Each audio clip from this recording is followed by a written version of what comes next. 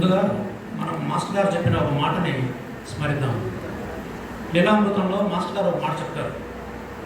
భక్తులు తమ చైతన్యాన్ని పారాయణము, ధ్యానము, పూజ ఇలాంటి వ్యక్తిగతమైన సాధనలతో పాటు సమిష్టి సాధనతో కూడా అంటే సత్సంగం లాంటివి మదించి పరమశ్రేయస్సు పొందాలి అని లీలామృతంలో మాస్టర్ గారు చెప్పారు. ఈ సమ్మేళనం కూడా ఒక సమిష్టి సాధనే. పైగా ఈ సమ్మేళనాలన్నీ కూడా మాస్టర్ గారి అనుగ్రహంతో చాలా చక్కగా జరుగుతున్నాయి. కాబట్టి మొదట మనం ఏం నేపథ్యంలో ఉంచుకోవాలని నా ఉద్దేశం ఏంటంటే, ఈ సమ్మేళనాల నుండి ఎంతో వ్యయ ప్రయాసాలు కూడా జరుగుతున్నాయి. మాస్టర్ గారు ఆశించినట్టు శ్రేయస్సును పొందేలాగా వీటిని సద్వినియోగం చేసుకోవడానికి మనం ప్రయత్నం చేద్దాము అనేది నా విన్నపంగా మీకు చెప్తూ, ఇక విషయానికి వస్తే సోమసూర్యలోచనుడు మన మాస్టర్ గారు. సోమసూర్యలోచనుడు అంటే స్థూలంగా చూస్తే సూర్యచంద్రుడు కన్నులుగా గలవాడు అని, సూక్ష్మంగా యోచిస్తే ఆ సూర్యచంద్రుడే లోచనాలుగా కలిగిన రూపం ఎలా ఉంటుంది అని మనం భావన చేస్తే నామావళిలో వస్తుంది. ఓం మహారూపాయ నమః అట్లా ఉంటుంది. అప్పుడు అది ఓం సర్వజీవ స్వరూపాయ నమః, అన్ని రూపాలను తనలో ఇముడ్చుకున్న రూపం అవుతుంది. అంటే చివరికి ఎట్లా వస్తుంది అది ఓం సర్వసాక్షినే నమః, అన్నిటికీ సాక్షిభూతం అవుతుంది. ఆ సూర్యచంద్రుడే లోచనాలుగా ఉండే రూపం, అది భగవతత్వం అంటే. అట్టి తత్వమే మన మాస్టర్ గారు అని ఈ టైటిల్. సోమసూర్యలోచనుడు మన మాస్టర్ గారు అని అర్థం స్ఫురిస్తుందండి. సరే, అట్టి తత్వంగా మాస్టర్ గారు ఉన్నారు. సరే, మనకెట్లా తెలుస్తుంది? మనకు తెలియాలి కదా, ఆయన మాత్రమే మనకు తెలియాలి కదా. రామకృష్ణ పరమహంస మాట్లాడతారు, అమ్మ నువ్వు అనుగ్రహించినదే మేము నిన్ను తెలుసుకోలేము అని.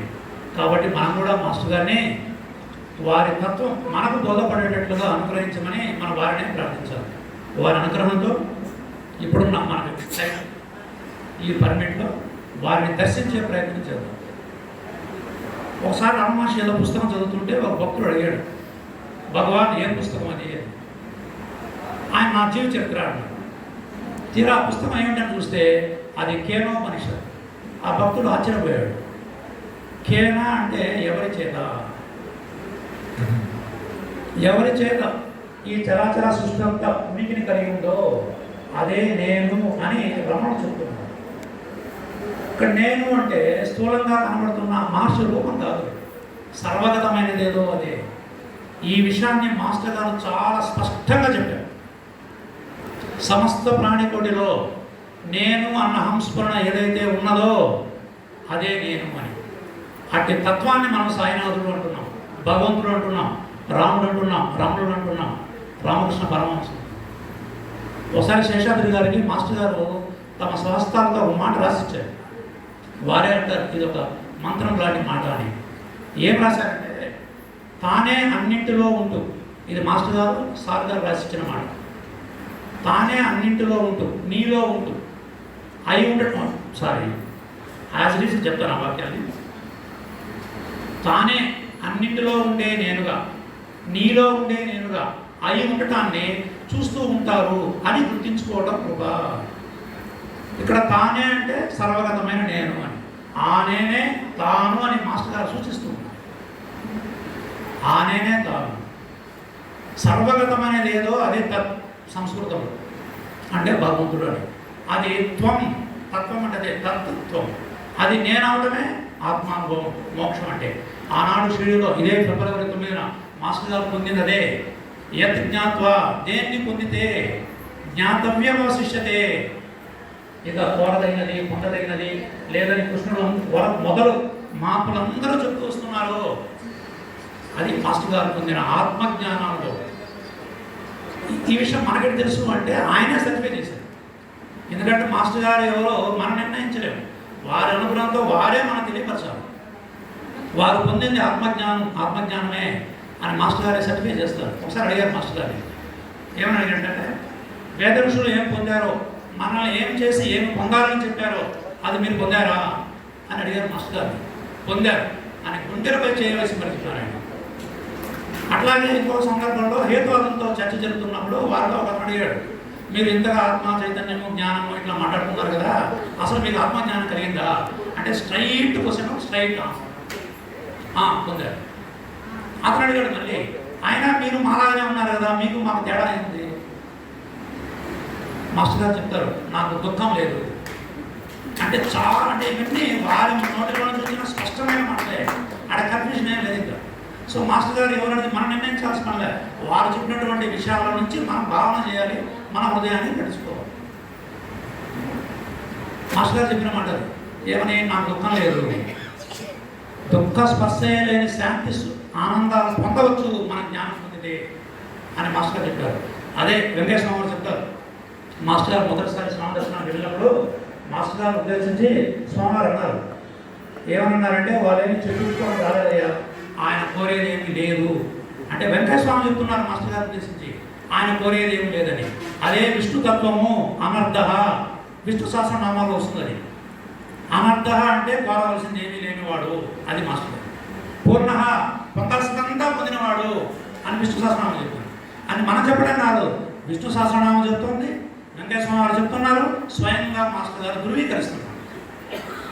అట్టి జ్ఞానాన్ని పొందినవాడే మహాత్ముడని సాక్షాత్తు కృష్ణుడు చెప్పాడు. ఒకసారి ఆనంద వెంకటేశ్వరరావు మాస్టర్ గారి దగ్గర ఉన్నప్పుడు ఆశ్చర్యంగా ఆయన మాట చెప్పారు, మాస్టర్ గారు పూజించే మహాత్ముల ఫోటోలలో మాస్టర్ గారి ఫోటో కూడా పూజింపబడుతుందంట. ఆయన అడిగారు, సార్ మా ప్రాంతాల్లో బతుకున్న వాళ్ళు దండేసి పూజ చేయరు సార్ అంటే మాస్టర్ గారు చాలా స్పష్టంగా చెప్పారు. అసలు ఎంత ఆశ్చర్యం వేస్తుందంటే మాస్టర్ గారు అంత స్పష్టంగా చెప్తారు. ఏమన్నారంటే, నేను 1963లో సాయి సమాజ్ దగ్గర ఆత్మానుభవం చదివి చూశాను, పుస్తకం కన్ఫ్యూజన్ లేదు అక్కడ. కనుక నన్ను నా ఫోటో పూజ చేసిన, మహాత్ముల ఫోటో పూజ చేసిన ఒక్కటే, వారే నేనుగా మారిపోతాను సాయినాథుడు అన్నాడే, ఆ మాట మాస్టర్ గారి రూపంలో నిజమవుతుంది. మాస్టర్ గారు తాము పొందినటువంటి ఆత్మానుభవాన్ని చెప్తూ ఒక మాట చాలా చెప్తా వస్తారు. అంటే మనం దాన్ని సింప్లిఫై చేస్తాం, టైం తక్కువ ఉంది అంటే ఆయన చెప్తారు ఎట్లా జరిగింది ఏమని, ఆయన ఎక్స్పీరియన్స్గా చెప్తారు. చివరిలో ఒక మాట అంటారు, ఏమనంటే, బాబా తత్వం అనే నా తత్వం అని తోచి నా మనసు ఆ భావంలో నిలిచిపోయింది. బాబా తత్వం ఏమిటి? సర్వగతమైన చైతన్యమే బాబా యొక్క నిజతత్వం. అంటే ఆ విశ్వ చైతన్యమే సాయినాథుడు అయ్యాడు, సరే ఆ విశ్వ చైతన్యమే మాస్టర్ గారు అయ్యారు. ఆయన చెప్పుకున్నారు కదా, బాబా తత్వమే నా తత్వం అని. బాబా తత్వం ఏమిటి? సర్వగతమైన చైతన్యం, ఆ విశ్వ చైతన్యమే మాస్టర్ గారు. ఇక మాస్టర్ గారు భరద్వాజ అన్న వ్యక్తిత్వంగా లేదు, భరద్వాజ అన్న నామరూపాలు ఆయన నుంచి పోయినాయి. ఆ మాట ఆయనే చెప్తారు, మనం చెప్పడం కాదు. ఇంకా భరద్వాజ అన్న రూపంతో ఆ నామంతో ఉన్నది మాత్రమే మాస్టర్ గారు. అందుకని సాయి సంజయ్ రాశారు, స్థానం మీరున్న చోటు, మీరున్న చోటల్లా నేనున్నాను అనే హామీ పూర్వకంగా రాసి మరీ సంతకం పెడుతున్నారు. దీన్నే ఒక ఏది నిజం విజ్ఞాన విచ్చుకల్లో నుంచి కొద్దిగా చూస్తాం, ఎక్కువ విషయాలు చెప్పడం లేదు. అక్కడ విజ్ఞాన విచ్చుకల్లో ఒక డీప్ బ్రోకెన్ శాస్త్రంలో ఒక మాట అంటారు. ఎందుకు రెఫర్ చేసుకున్నామంటే ఏది నిజం అలాంటివి మాస్టర్ గారు అనేక కోణాల్లో తెలియబడుతుంటారు, అది ఒక కోణం. అందులో ఏమన్నారంటే డీప్ బ్రోక్లే, మనకు భూత భవిష్యత్ వర్తమానాలు కానీ 3 కాలాలు ఉన్నాయి కదా, అట్లా మన సర్వము తెలియబడుతున్నదంతా ఒక్కసారిగానే ఉనికిలో ఉంది అని. దాన్ని మామూలుగా మన మాటలో చెప్తే కాలం అట్లా 3గా లేదు, అంతా కలిసి ఒకటే, అదే వర్తమానం. ఆ మాట కూడా నేను చెప్పడం లేదు, ఆ శాస్త్రవేత్త చెప్పాడు. దానికి మిలారప అంటారు, భూత భవిష్యత్ వర్తమానం అంతా ఒకటి అని గుర్తించమని తన ఆఖరి సందేశంగా ఇస్తారు. ఐన్స్టీన్ కూడా అదే మాట చెప్పారు. ఏమని, ఈ కాలంలో మనం ఉంటున్న ఈ స్పేస్ 3 డైమెన్షనల్ స్పేస్, ఇదంతా కలిపి 4 డైమెన్షనల్గా ఒకటిగానే ఉంది. 3 మన మామూలు భాషలకు వచ్చేస్తే దేశము కాలం అని విడిగా లేవు, అంతా ఒకటే ఉంది.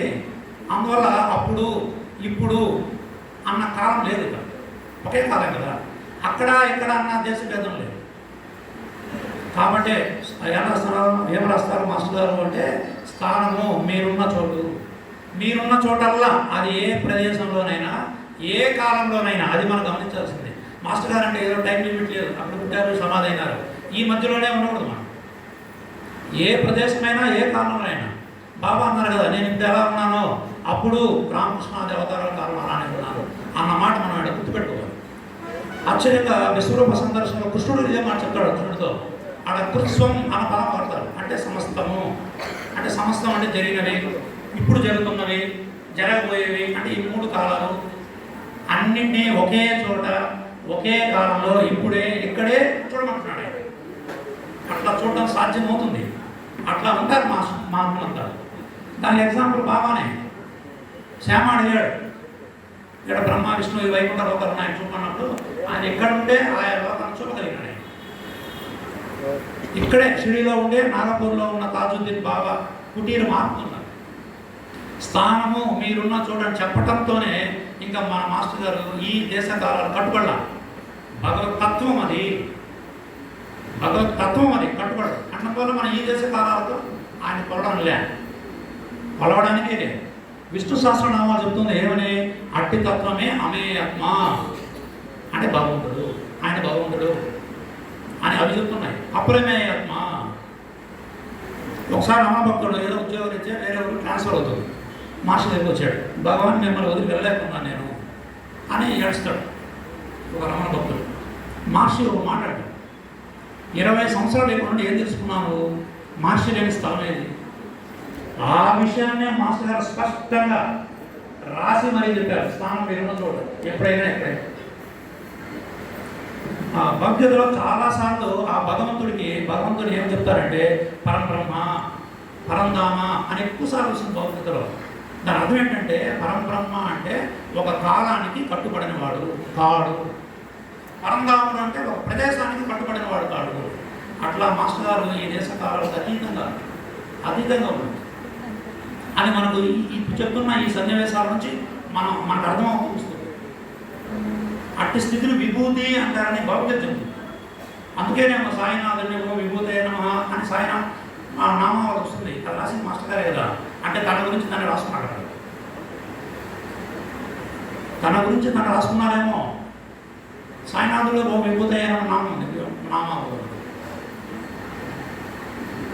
అంటే ఒక చిన్న విత్తనమే అది ఒక మహావృక్షంగా మనకి దృశ్యమైనట్టుగా స్థానము మీరున్న చోటు అన్న ఒక్క మాటలో మాస్టర్ గారి తత్వానంతా మనం చూడొచ్చు, మనకు సాధ్యమైతే. ఒకసారి రామకృష్ణ పరమహంస వివేకానందుడు అడుగుతాడు, ఏమనంటే భగవంతుని నువ్వు ఎలా సాక్షాత్కారింప చేసుకోవాలనుకుంటున్నావు? అప్పుడు నరేంద్రుడు చెప్తాడు వివేకానంద, పలానా రూపంలో దైవాన్ని దర్శించాలని నేను కోరడం లేదు, అందరిలోనూ ఆ దైవాన్ని దర్శించాలని కోరుకుంటాను. అక్కడ రామకృష్ణ పరమహంస మాట్లాడతారు, ఆధ్యాత్మిక సాధనలో అదే చివరి మాట మాస్టర్ గారు పొందిన విశ్వ చైతన్యంలో అదే తనతో సహా ఈ విశ్వమంతా నిండి నిబిడీకృతమై ఉన్న భగవత్ చైతన్యమే తామయ్యారు మాస్టర్ గారు. ఆయనే కదా. అంటే ఈ చైతన్యం అంతా ఏదైతే ఉన్నదో అదంతా ఆయనే. ఇక్కడ ఇంకో విషయం కూడా మనం గమనించాలి. ఒక్క నిమిషం మాస్టర్ గారు మాట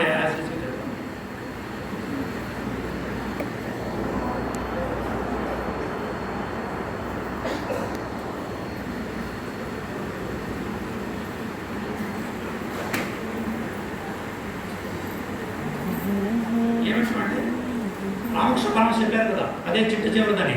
ఇప్పుడు మాస్టర్ గారు పొందిన స్థితి అలాంటిదే. ఇది చెప్పడానికి ముందుగా ఒక నేపథ్యంలో ఒక విషయం చూడాలి. ఏంటంటే మాస్టర్ గారికి తన ఉపన్యాసంలో ఆ దుర్ఘటన జరుగుతుంది, వాళ్ళ అన్నగారి కుమారుడు చనిపోతాడు. దాంతో మాస్టర్ గారికి దుఃఖం అంటే ఏమిటి, మరణం అంటే ఏమిటి, మానవుడు తత్వం ఏమిటి, అసలు భగవంతుడు ఉన్నాడా లేడా అన్న అంతర్మదనం మొదలైంది. సుమారు 6 సంవత్సరాల పాటు అలా తీవ్రమైన అన్వేషణగా సాగింది. చివరకు సందేహాన్ని తలెత్తిన రీతిగా ఆయన సమాధానాలు ఏర్పరచుకున్నాడు. ఆయన అంటే ఆ అన్వేషణ అంతా ఆయనకు ఒక తార్కిక సిద్ధాంతంగా సమన్వయమైంది, ఒక సిద్ధాంతంగా సమన్వయమైంది. దాంతో ఆయనకి భగవంతుని పట్ల తనకుంటే సందేహాలన్నీ ఇంకా అప్రస్తుతం అనిపించింది. భగవంతుడు ఉన్నాడు ఆ నిశ్చయం ఏర్పడింది మాస్టర్ గారికి. ఇదంతా ఆయన పుస్తకాలు చదువు వినోదాలు తానుగా నిగ్గు తెచ్చుకున్నారు. ఆయన సైన్స్ ఏం చెప్తుందంటే పదార్థంతో ఇదట్లా స్థూలంగా ఈ సృష్టి ఉంది కదా, ఈ సృష్టికి మూలంగా అంటే ఈ పదార్థంగా ఈ సృష్టి రూపంలో ఉండే ఆ ఒక్క శక్తే అన్నిటికీ ఆధారమై ఉంది అని చెప్తుంది. తన అన్వేషణలో మాస్టర్ గారు పొందిన ఇటువంటి అనుభవమే. అప్పుడు ఇంకా మాస్టర్ గారు షిరిడి దర్శించగా మునుపే మాస్టర్ గారు సిద్ధాంతపరంగా ఒక అనుభవం ఉంది. షిరిడి దర్శించిన తర్వాత ఏమైంది అంటే సైన్స్ చెప్తున్నటువంటి ఆ శక్తి ఉందే అదే సర్వగతమైన చైతన్యం అని, ఆ విశ్వ చైతన్యమే సాయినాథుడని, అట్టి సాయితత్వమే తానని మాస్టర్ గారికి స్వానుభవం అయింది. అప్పటి వరకు తన అన్వేషణలో తనకి సమన్వయమైన విషయాలంతా అంటే సిద్ధాంతపరమైన జ్ఞానం అంతా అనుభవంగా మారింది.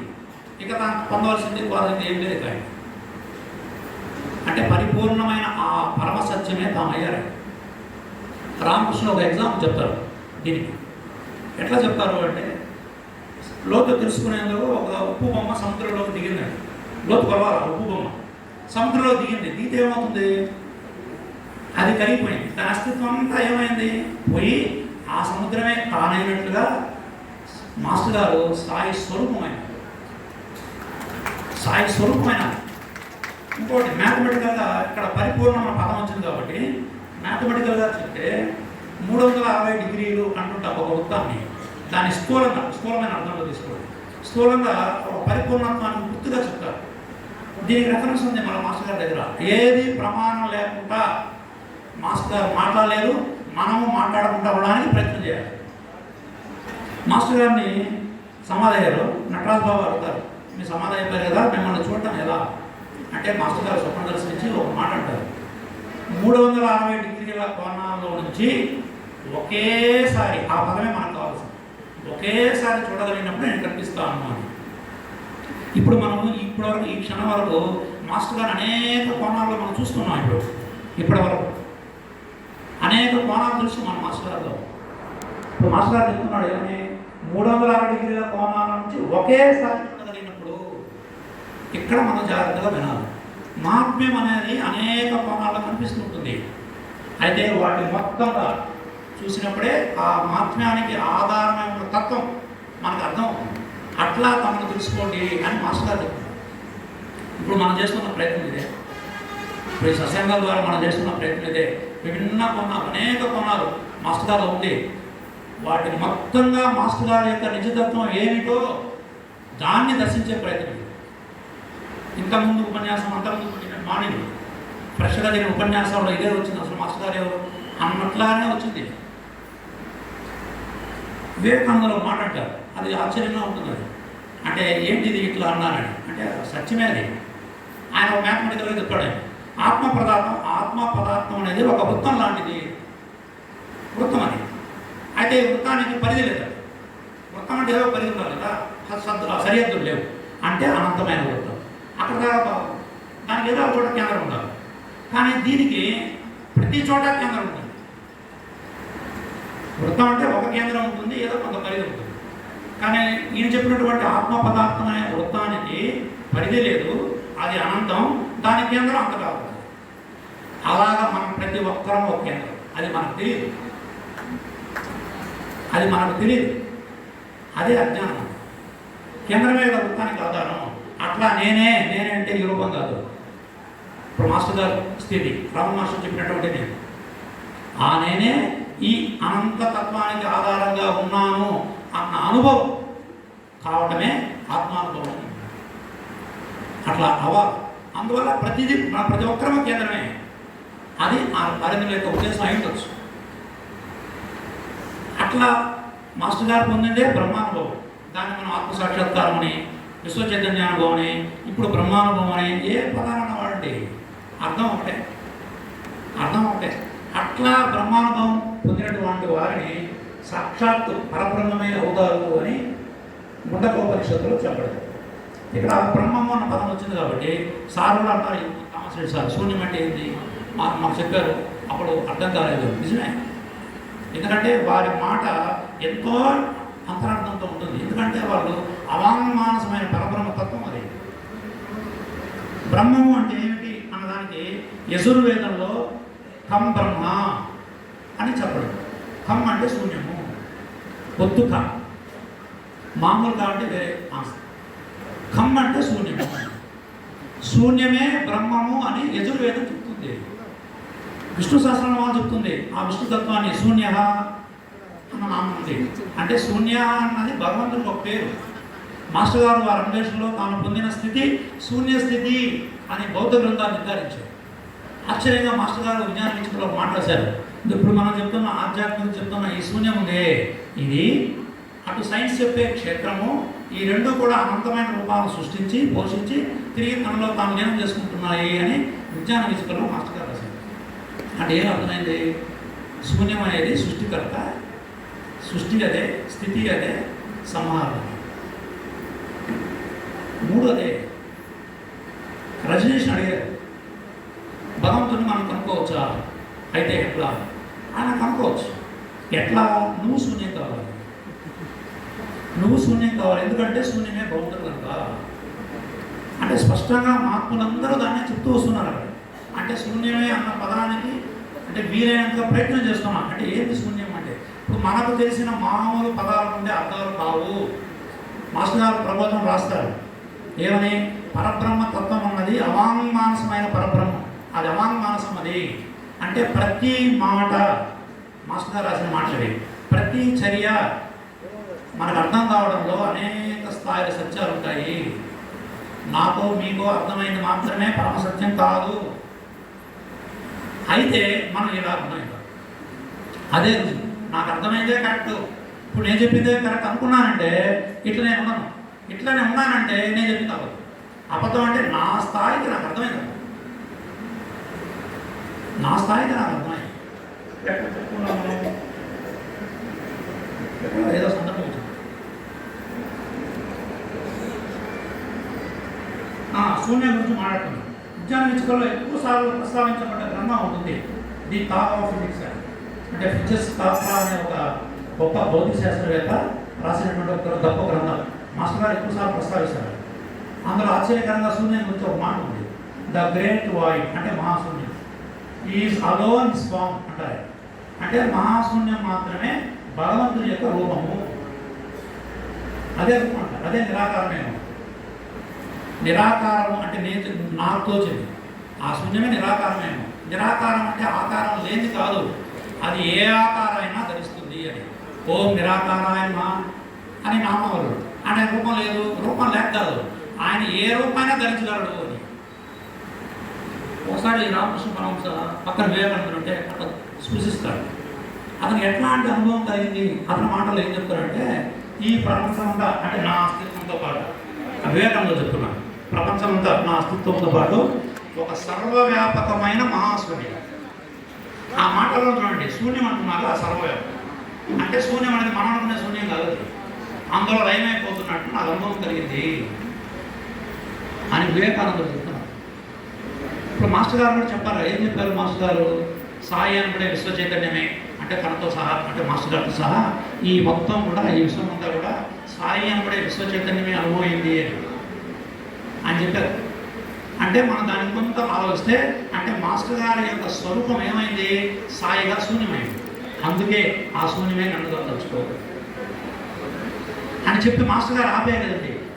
అలాగేం పుస్తకాలు పెట్టాల, ఆ శూన్యమే నన్నుగా తలుచుకోవాలని పుస్తకాలు పెట్టాల. ఇంకో మాట అంటారు ఆయన, అక్కడ మళ్ళీ ఆయన దొరికిపోతారు. అంటే ఆయన మనకు అర్థం కావడానికి ఆయన మనకు దొరికిపోతూ చూస్తారు. ఏమంటారంటే, ఇక ఇంతకన్నా చెప్పవలసింది లేదు అన్నారు. అవును, ఆయనే చెప్పేస్తున్నాడు. ఏమని? తామే పరబ్రహ్మము అన్న పరమసత్యం ఆయన చెప్పేస్తున్నాడు కదా.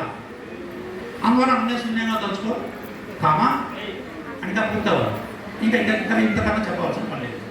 ఆయన పరబ్రహ్మ, ఆయన చెప్పేస్తున్నాడు, మనకు అర్థం కావాలి.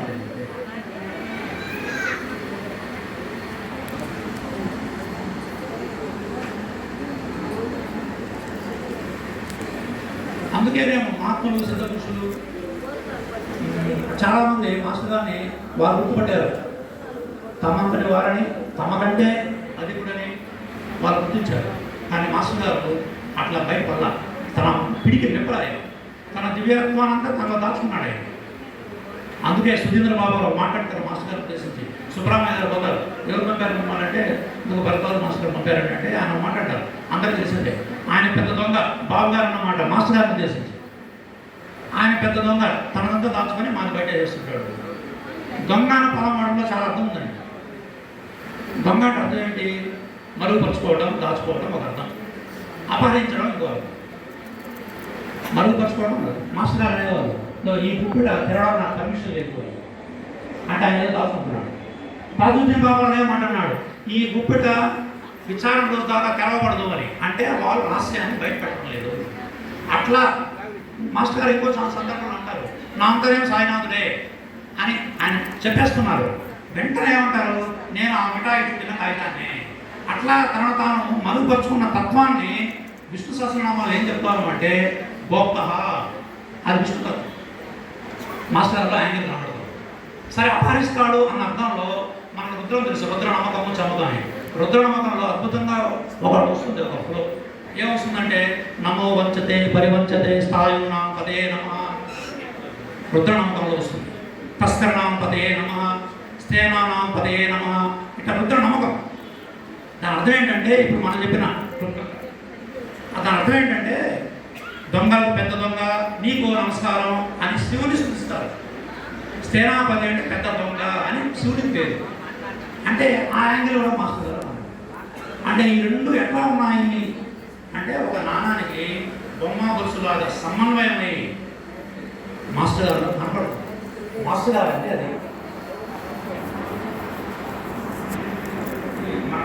సమయానికి అనుకూలంగా ఒక అర్థాంతరాన్ని ఆపేయాల్సి వచ్చింది, క్షమించండి.